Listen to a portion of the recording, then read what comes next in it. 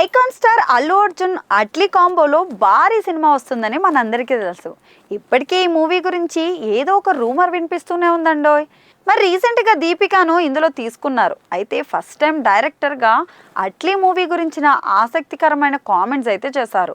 తాజాగా ఆయన చెన్నైలోని సత్యభామ యూనివర్సిటీ నుంచి డాక్టరేట్ అందుకున్నారు. ఈ సందర్భంగా అల్లు అర్జున్తో చేయబోయే మూవీ గురించి కూడా మాట్లాడారు.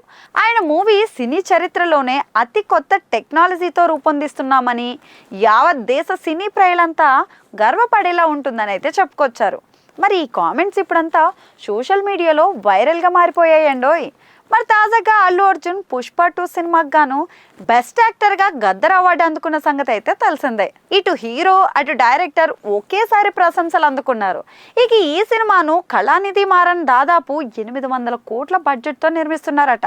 అతి త్వరలోనే రెగ్యులర్ షూటింగ్ కూడా స్టార్ట్ కాబోతుందని అంటున్నారు.